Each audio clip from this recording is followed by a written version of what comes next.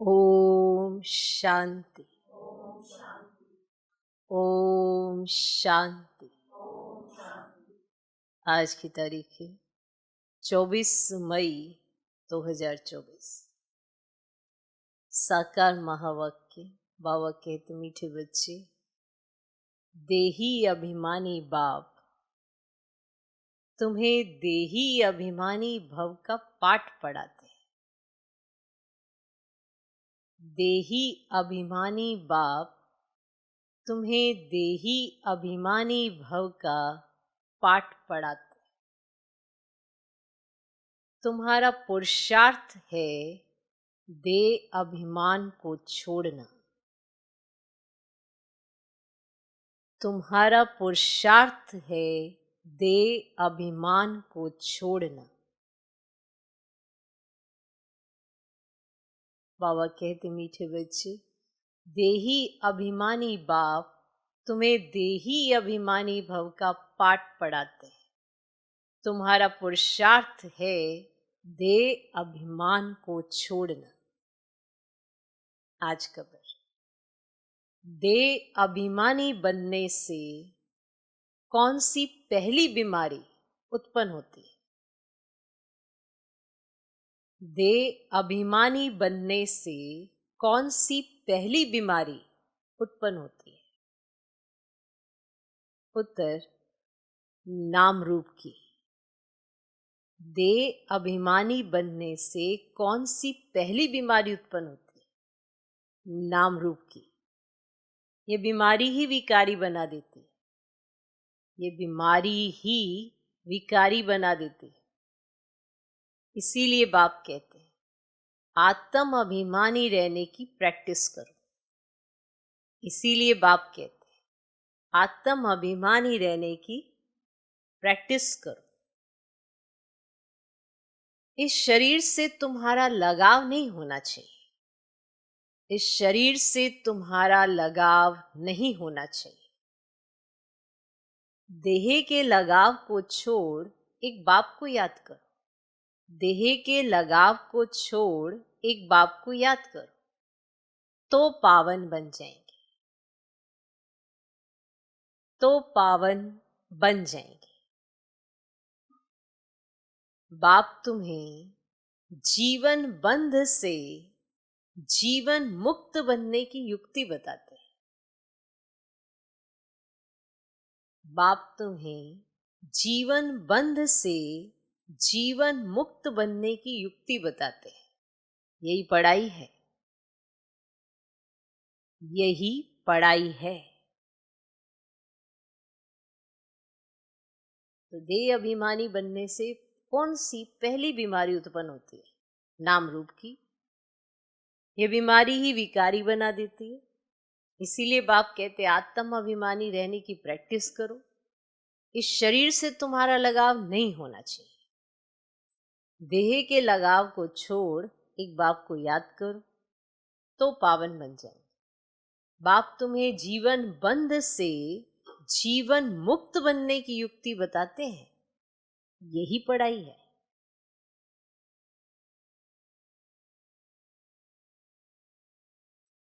ओम शांति। रूहानी बाप कह रहे हैं कि आत्म अभिमानी अथवा देही अभिमानी होकर बैठना है। किसको याद करना है? बाप को। सिवाय बाप के और कोई को याद नहीं करना है। जब बाप से बेहद का वर्षा मिलता है तो उनको याद करना है। बेहद का बाप आकर समझाते हैं, देही अभिमानी भव, आत्म अभिमानी भव। देह अभिमान को छोड़ते जाओ।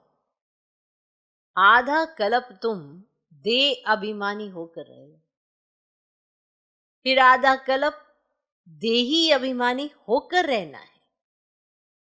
सत्युग त्रेता में तुम आत्म अभिमानी थे। वहां मालूम रहता है कि हम आत्मा हैं, अब यह शरीर बूढ़ा हुआ, इसको हम छोड़ते हैं। ये चेंज करना है, जैसे सर्प का मिसाल है। तुम भी पुराना शरीर छोड़कर दूसरे शरीर में प्रवेश करते हो, इसीलिए तुमको अभी आत्म अभिमानी बनना है। अभी कौन बनाते हैं? बाप, जो सदैव आत्म अभिमानी है। वे कभी देह अभिमानी बनते ही नहीं। भले एक बार आते हैं तो भी देह अभिमानी नहीं बनते, क्योंकि ये शरीर तो पराया लोन पर लिया हुआ है। क्लियर? इस शरीर से उनका लगाव नहीं रहता, लोन लेने वाले का लगाव नहीं रहता। जानते हैं ये शरीर तो छोड़ना है। बाप समझाते, मैं ही आकर तुम बच्चों को पावन बनाता हूं। तुम सतो प्रधान थे, सो फिर तमो प्रधान बने हो। अब फिर पावन बनने के लिए तुमको अपने साथ योग सिखलाता हूं। योग अक्षर ना के याद अक्षर कहना ठीक है। याद सिखलाता हूं। बच्चे बाप को याद करते, अभी तुमको भी बाप को याद करना है। आत्मा ही याद करती है। जब रावण राज्य शुरू होता है तो तुम बच्चे देह अभिमानी बन पड़ते हो। फिर बाप आकर आत्म अभिमानी बनाते। देह अभिमानी बनने से नाम रूप में फंस पड़ते हो। जैसे देह का भान बार बार रहेगा तो नाम रूप में फंस पड़ते हो, विकारी बन जाते हो। नहीं तो तुम सब निर्विकारी थे। फिर पुनर्जन्म लेते लेते विकारी बन जाते हो। ज्ञान किसको, भक्ति किसको कहा जाता है, ये तो बाप ने ही समझाया है। भक्ति शुरू होती है द्वापर से, जबकि 5 विकार रूपी रावण की स्थापना होती है। भारत में ही राम राज्य और रावण राज्य कहा जाता है, परंतु यह नहीं जानते कि कितना समय राम राज्य और कितना समय रावण राज्य चलता है। इस समय सभी तमो प्रधान पत्थर बुद्धि हैं, पैदा ही भ्रष्टाचार से होते हैं, इसीलिए इसको विशेष वर्ल्ड कहा जाता है। नई दुनिया और पुरानी दुनिया में रात दिन का फर्क है। अब नई दुनिया में सिर्फ भारत ही था।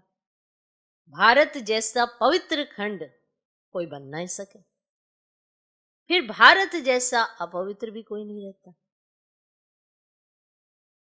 जो पवित्र वही फिर अपवित्र बनता है, फिर पवित्र बनता है। तुम जानते हो देवी देवताएं पवित्र थे, फिर पुनर्जन्म लेते लेते अपवित्र बन गए। सबसे जास्ती जन्म भी यही लेते हैं। बाप समझाते हैं, मैं बहुत जन्मों के अंत के जन्म के भी अंत में आता हूं। ये पहला नंबर ही 84 जन्म पूरे कर वानप्रस्थ में आता है, तब मैं प्रवेश करता हूं। त्रिमूर्ति ब्रह्मा विष्णु शंकर भी है, परंतु किसको मालूम ही नहीं है, क्योंकि तमो प्रधान है ना। किसकी बायोग्राफी का किसी मनुष्य मात्र को पता ही नहीं है। पूजा करते हैं परंतु सब है अंधश्रद्धा। भक्ति को कहा जाता है ब्राह्मणों की रात और सत्युक्त रहता है ब्राह्मणों का दिन। अब ब्रह्मा प्रजापिता है तो जरूर बच्चे भी होंगे ना। अब यह भी समझाया कि ब्राह्मणों का कुल होता है, डिनाइस्टी नहीं। ब्राह्मण है चोटी, और चोटी भी देखने में आती है। फिर ऊंच से ऊंच पढ़ाने वाला है परम पिता परमात्मा शिव, और उनका नाम एक ही है, परंतु भक्ति मार्ग में अथा नाम लगा दिए हैं। और भक्ति मार्ग में ना चहचटा बहुत हो जाता है ना, भवका बहुत है। अलग अलग नाम रखकर एक ही के चहचटा कर दी, बहुत भवका है। कितने चित्र, कितने मंदिर, यज्ञ तप दान पुण्य आदि करते हैं। कहते हैं भक्ति से फिर भगवान मिलता है। अच्छा, फिर किसको मिलता है? अब भक्ति कर रहे हैं भगवान से मिलने के लिए, भक्ति की भगवान से मिलने के लिए, किसको मिलता है फिर भगवान? तो जो पहले पहले आते हैं वही पहले पहले भक्ति शुरू करते हैं। तो जो ब्राह्मण सो देवता बनते हैं वही यथा राजा रानी तथा प्रजा सर्वगुण संपन्न, 16 कला संपूर्ण, संपूर्ण निर्विकारी, अहिंसा परमो देवी देवता धर्म था। और भारत में एक आदि सनातन देवी देवता धर्म था, तब अथाह धन था। बाप याद दिलाते हैं, पहले पहले तुम देवी देवता धर्म वाले ही 84 जन्म लेते हो, सब नहीं लेते हैं, सिर्फ 84 जन्म। वे फिर कह देते हैं 84 लाख जन्म, कल्प की आयु भी लाखों वर्ष कह दी है। और बाप कहते ये है 5000 वर्ष का ड्रामा। तो यह हुआ ज्ञान। अब ज्ञान सागर एक ही शिव बाबा गाया हुआ है, वह है हद के बाप, यह है बेहद का बाबा। हद के बाबाओं के होते हुए भी अब बेहद के बाप को याद करते हैं, जबकि दुखी होते हैं। और पुनर्जन्म लेते लेते दुनिया पुरानी तमो प्रधान बन जाती है, तब फिर बाप आते हैं और सेकंड में जीवन मुक्ति मिलती है। किससे? अब बेहद के बाप से तो जरूर जीवन बंद में है। अब पतित है, फिर पावन बनना है, अब यह तो सेकंड की बात है। अब ज्ञान एक सेकंड का है, क्योंकि पढ़ाई तो तुम बहुत पढ़ते हो। वैसा मनुष्य मनुष्य को पढ़ाते हैं, और पढ़ती तो आत्मा ही है, परंतु देह अभिमान के कारण अपने को आत्मा भूल कर कह देते हैं हम फलाना मिनिस्टर हैं, ये है। और वास्तव में है आत्मा। आत्मा मिस्टर मिसेज के तन से पार्ट बजाती है, ऐसे ही है ना। अब यह भूल जाते हैं, नहीं तो आत्मा ही तो शरीर से पार्ट बजाती है। कोई क्या बनते, कोई क्या बनते, कोई मिस्टर, कोई मिसेज, कोई क्या बनते, कोई क्या बनते, पर पार्ट कौन बजाती है? आत्मा बजाती है ना। अब बाप समझाते हैं अब ये पुरानी दुनिया बदल नहीं बनती है, तो वर्ल्ड की हिस्ट्री ज्योग्राफी जरूर रिपीट होती है। अब नई दुनिया है सत्तो प्रधान, घर भी तो पहले नया ही होता है, तो कहेंगे सत्तो प्रधान। फिर जब पुराना जड़जड़ी भूत तमो प्रधान होता है, तो इस बेहद के नाटक व सृष्टि चक्र की नॉलेज को समझना है, क्योंकि ये पढ़ाई है, इसको समझना है। क्यों? क्योंकि ये पढ़ाई है, भक्ति नहीं है। भगवान बैठकर अपने बच्चों को भक्ति नहीं सिखाते हैं, पढ़ाते हैं, शिक्षा देते हैं, ज्ञान देते हैं, समझ देते हैं। ये पढ़ाई है, भक्ति नहीं है। भक्ति को पढ़ाई नहीं कहा जाता है, क्योंकि भक्ति में एम ऑब्जेक्ट कुछ भी होती नहीं है कि बनना क्या है, ऐसी कोई एम ऑब्जेक्ट नहीं होती। उस पढ़ाई में भी एम ऑब्जेक्ट होती है, तभी पढ़ते हैं कि हमें ये बनना है। इस पढ़ाई में भी एम ऑब्जेक्ट है कि हमें ये बनना है, और भक्ति में कोई एम ऑब्जेक्ट नहीं होती है। तो जन्म जन्मांतर वेद शास्त्र आदि पढ़ते रहे हो, और यहां तो दुनिया को बदलना है, और सत्युग त्रेता में भक्ति ही नहीं है, और भक्ति शुरू होती है द्वापर से। तो ये बाप रूहानी बच्चों को बैठ समझाते हैं। तो ये जो इतनी सारी बातें समझाई, ये जो इतना सारा ज्ञान दिया, ये बाप रूहानी बच्चों को बैठ समझाते हैं, और इसको ही कहा जाता है रूहानी नॉलेज अथवा रूहानी ज्ञान। तो रूहानी नॉलेज कौन सिखलाएगा? है ना, सुप्रीम रूह यानी परम पिता परमात्मा, और वह तो सभी का है ना। तो लौकिक बाप को कभी परम पिता नहीं कहेंगे, और पालौकिक को परम पिता कहा जाता है, और वह है परम धाम में रहने वाले। तो बाप को याद भी ऐसे तो करते हैं ना कि हे गॉड फादर, हे ईश्वर, ऐसे ही याद करते हैं ना। तो वास्तव में उनका नाम एक है, परंतु भक्ति में अनेक नाम दे दिए, और भक्ति का फैलाव बहुत है। वह सब है मनुष्य मत। अब मनुष्यों को चाहिए ईश्वरीय मत, और ईश्वरीय मत श्रीमत। श्री श्री 108 की तो माला बनती है ना। अब ये प्रवृत्ति मार्ग की माला बनती है। फिर पुनर्जन्म लेते लेते सीढ़ी उतरते इंसॉल्वेंट बन जाते हैं। तो बुद्धि इंसॉल्वेंट बन जाती है तो मनुष्य देवाला मारते हैं। अब जब बुद्धि इंसॉल्वेंट बन जाती है तभी तो देवाला निकलता है। अब बुद्धि पवित्र है तो सफलता ही सफलता है, और जब इनसॉल्वेंट बन जाती है तो देवाला मारता है। जो 100% सॉल्वेंट थे वो इस समय इनसॉल्वेंट है और बुद्धि को ताला लगा हुआ है। अब वह लोग किसने लगाया? कहीं कोई ताला लगाता है ना, कहते किसने लगाया ये लोग। अब तुम्हारी बुद्धि को ताला लगा है, किसने लगाया ये? गोदरेज का ताला लग जाता है। भारत जितना नंबर 1 में था उतना और कोई खंड नहीं।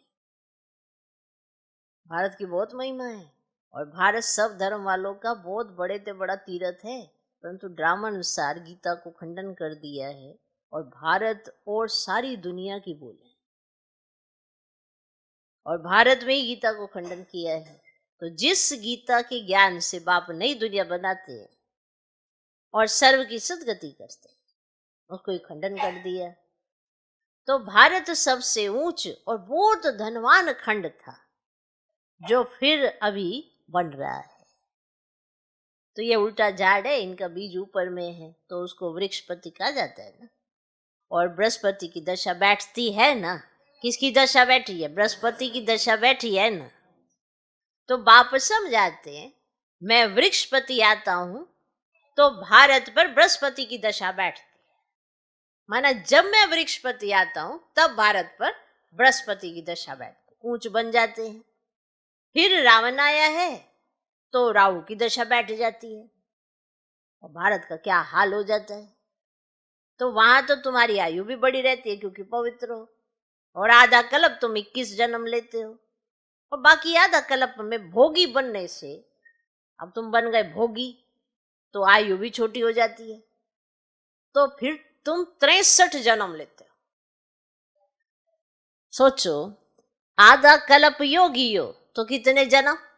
21 जन्म। और आधा कल्प भोगी हो तो कितने जन्म? 63 जन्म। अब कोई ज्यादा जन्म है ना, बहुत अच्छी बात है।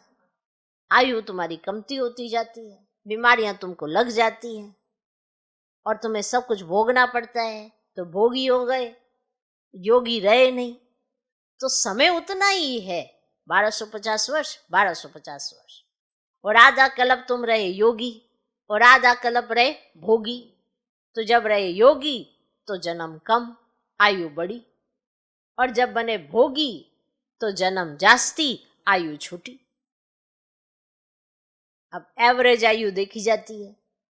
तो ये समय जो है ना, ये भोगीपने का चल रहा है। इसीलिए इस आधा कल्प में 63 जन्म लेते हो, तो कितने सारे हिसाब किताब बनाते हो, और वो चुकतू करने तुमको 1 जन्म। अभी बाप समझाते सत्व प्रधान बनना है, इसीलिए मामेकम याद करो। सब धर्म वाले इस समय तमो प्रधान है, तुम सभी को ये ज्ञान दे सकते हो। आत्माओं का बाप तो एक ही है, सब ब्रदर्स हैं, क्योंकि हम आत्मा एक बाप के बच्चे हैं। भल कहते भी हैं हिंदू मुस्लिम भाई भाई हैं, परंतु अर्थ नहीं जानते हैं। आत्मा कहती राइट है, सब ब्रदर्स का बाप एक है, और वर्षा देना ही है बड़े बाबा को, और वे आते ही है भारत में। तो शिव जयंती बनाते हैं, परंतु वे कब आया था ये किसको भी पता नहीं।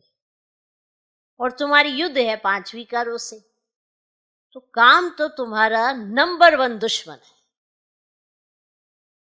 रावण को जलाते हैं, परंतु वे है कौन? क्यों जलाते हैं? कुछ भी नहीं जानते। और द्वापर से लेकर तुम नीचे उतरते इस समय पतित बन गए। एक तरफ शिव बाबा को याद कर पूजते हैं और दूसरी तरफ फिर कह देते हैं कि वह सर्वव्यापी है, माना सब में ही भगवान है। हो गया ना उल्टा, कि वह सर्वव्यापी है। जिसने तुमको विश्व का मालिक बनाया उनको तुम माया के चक्र में आकर गाली देते हो।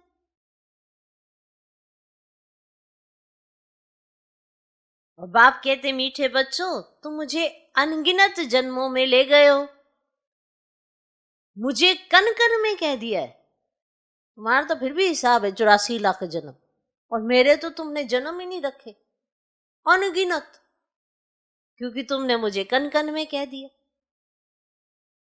अब ये भी ड्रामा बना हुआ है, और बेहद के बाप की गलानी करते कितनी पापात्मय बन गए। रावण राज्य है ना,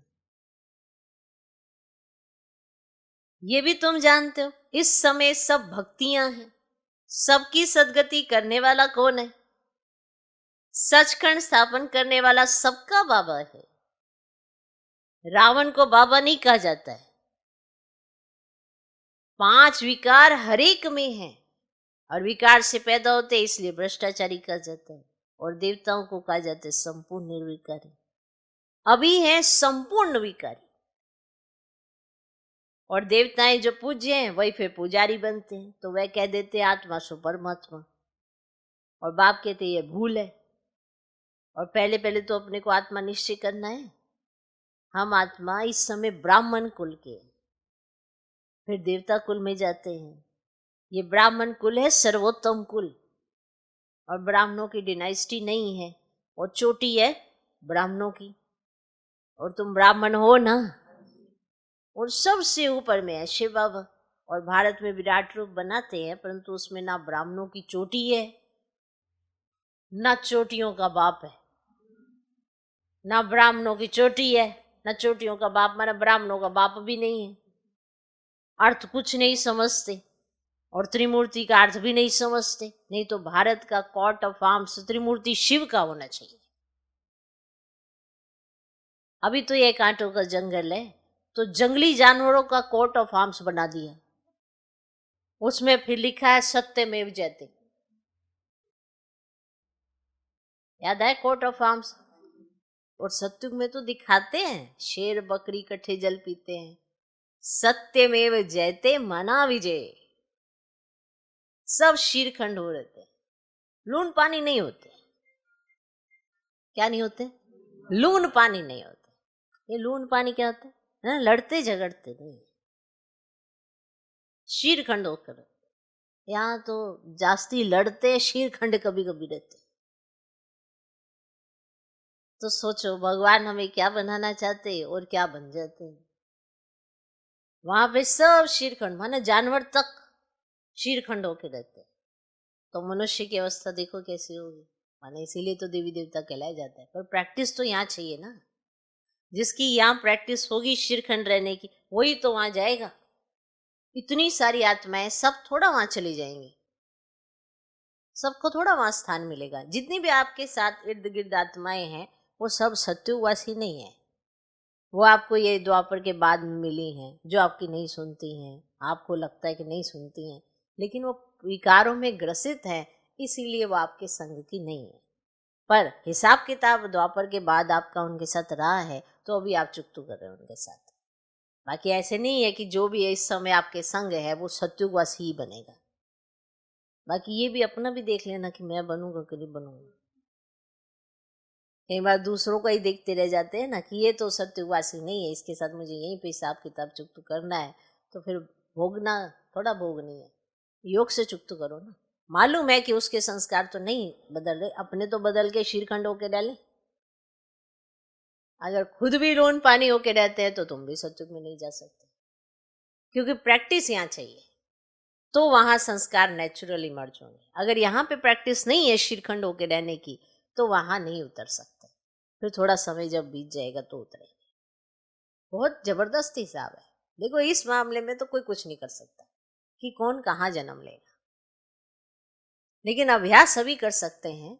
तो उसके आधार पर आपको जन्म अच्छी जगह मिल जाएगा, क्योंकि ये तो फिर भगवान के हाथ में है।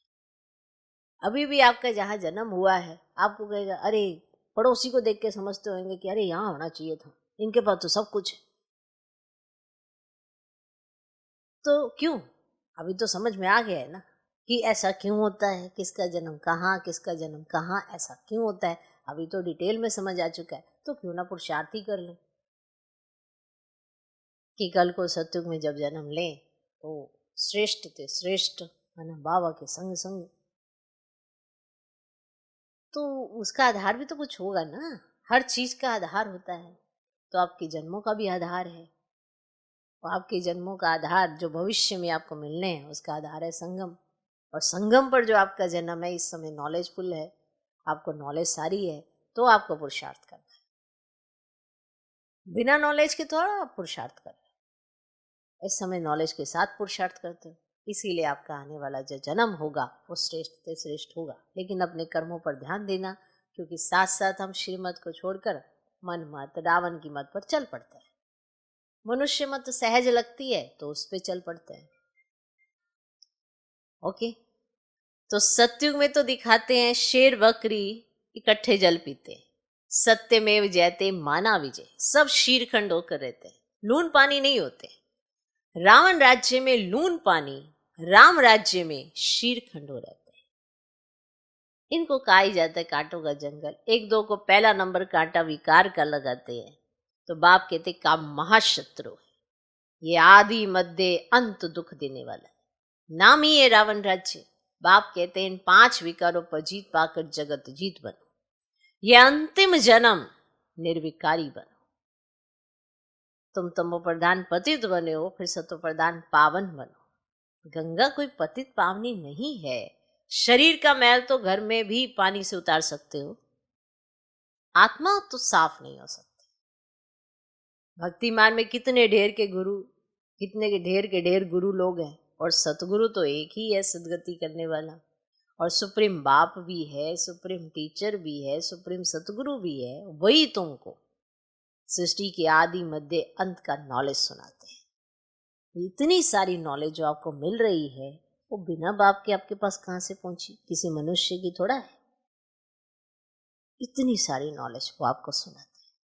अच्छा, मीठे मीठे सिकिलधे बच्चों प्रति माता पिता बाप दादा का याद प्यारो गुड मॉर्निंग। रूहानी बाप की रूहानी बच्चों को नमस्ते। हम रूहानी बच्चों की भी रूहानी बाप को नमस्ते नमस्ते नमस्ते। Good morning good morning good morning. धारणा के लिए मुख्य सर पहला पॉइंट, सतो प्रधान बनने के लिए सिवाय बाप के और किसी को भी याद नहीं करना है। सतो प्रधान बनने के लिए सिवाय बाप के और किसी को भी याद नहीं करना है। देही अभिमानी बनने की प्रैक्टिस करनी है, देही अभिमानी बनने की प्रैक्टिस करनी है। दूसरा पॉइंट, सबसे शीरखंड होकर रहना है, सबसे शीरखंड होकर रहना है। आता है ना रहना, आता है, आता है, सबको आता है। जब किसी का किसी से मतलब होता है तो कितने शीरखंड होकर रहते हैं। तो आता तो है, ये मत कहो कि नहीं आता है। हाँ, कहीं कहीं पर हम इसलिए नहीं रहते हैं क्योंकि उससे हमारा कोई मतलब नहीं होता। तो जिससे ज्यादा मतलब नहीं होता उसके साथ हम खटपट खटपट खटपट चालू रखते हैं। लेकिन भूलो नहीं, माला बननी है तो सबके साथ मतलब रखना पड़ेगा। तो सबसे कैसा रहना पड़ेगा, शीरखंड होकर। होता नहीं, सबको आता है शीरखंड होकर। जो नौकरी करते हैं, बिजनेस करते हैं, जितने भी घर में भी रहते हैं, जितनी भी आत्मा है, सबको आता जरूर है। बाहर में किसी से मतलब हो जो उसकी विशेषता कोई मर्ज करेंगे और फटाफट उससे शीरखंड रह लेंगे। और अगर किसी से लड़ना हो तो फिर उसकी बुराइयों को मर्ज करेंगे, तुरंत लून पानी हो जाएगी। आता सबको, कोई ये ना कहे कि मुझे आता नहीं। कहेंगे तो मैंने बड़ी कोशिश करी शीरखंड रहने की इसके साथ, उसके साथ तुम्हारी खटपट ही इसीलिए हो रही है क्योंकि आप चाहते इससे मेरा कोई मतलब ही नहीं है, इससे मेरा कोई साहूकारी नहीं है, तो फिर मैं इसके साथ क्यों बना के रखूं, इसको बनानी चाहिए मेरे साथ। वहां हम बिगड़ते हैं, वहां पर ही हम लून पानी रहते हैं। और जहां मतलब होता है वहां तुरंत शीरखंड हो। तो आता है, आता है। तो सबसे शीरखंड होकर रहना है। इस अंतिम जन्म में विकारों पर विजय प्राप्त कर जगत जीत बनना है। इस अंतिम जन्म में विकारों पर विजय प्राप्त कर जगत जीत बनना है। आज का वरदान, बाप की छत्र छाया में सदा मौज का अनुभव करने और कराने वाली विशेष आत्मा भव। बाप की छत्र छाया में सदा मौज का अनुभव करने और कराने वाली विशेष आत्मा भव। जहां बाप की छत्र छाया है वहां सदा माया से सेफ है। छत्र छाया के अंदर माया आ ही नहीं सकती। मेहनत से स्वतः दूर हो जाएंगे, मौज में रहेंगे, क्योंकि मेहनत मौज का अनुभव करने नहीं देती। छत्र छाया में रहने वाली ऐसी विशेष आत्माएं ऊंची पढ़ाई पढ़ते हुए भी मौज में रहती हैं, क्योंकि उन्हें निश्चय है कि हम कल्प कल्प के विजयी हैं, पास हुए पड़े हैं। तो सदा मौज में रहो और दूसरों को मौज में रहने का संदेश देते रहो, यही सेवा है। मौज में रहो और दूसरों को भी मौज में रहने का संदेश देते रहो, यही सेवा है। आज का स्लोगन। लेकिन कौन रहेगा मौज में? जो छत्र छाया के अंदर रहेगा, वही सेफ है, वही मौज में है। आज का स्लोगन, जो ड्रामा के राज को नहीं जानता है वही नाराज होता है।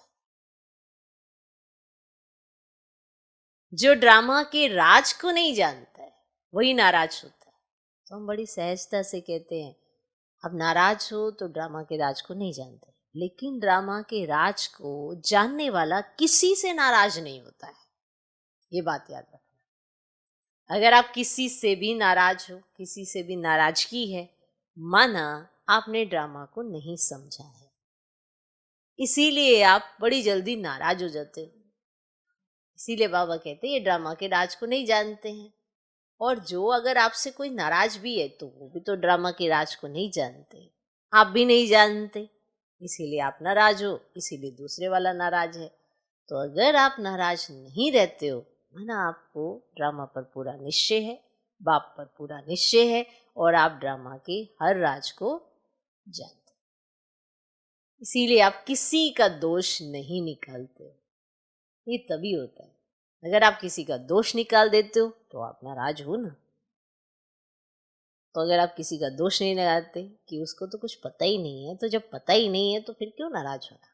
तो इस ड्रामा में बहुत से ऐसे राज हैं जो सबको नहीं पता होता, इसलिए सब एक दूसरे से नाराज होते रहते हैं। तुमने मुझे ये नहीं बताया, तुमने मुझे ये नहीं बताया, तुमने मुझे ये नहीं बताया। लेकिन भगवान सबको मुरली में सब कुछ बता रहा है, पर हम ध्यान से सुनते नहीं, इसीलिए नाराज होना बड़ा सहज लगता है। लेकिन बाप, टीचर, सतगुरु शिक्षा देते हैं, समझाते हैं, कई बार सख्त शब्दों में बताते हैं। पीछे भी बाबा ने धारणाओं पर सिखाया, तो कहते हैं सख्त शब्दों में समझाया, वो तुम्हें तब शिक्षा दे रहा है कि बाबा जब समझा रहा है तो वो तुमसे नाराज नहीं है, पर वो तुम्हें सिखाना चाहता है कि तुम्हें कैसा होना चाहिए।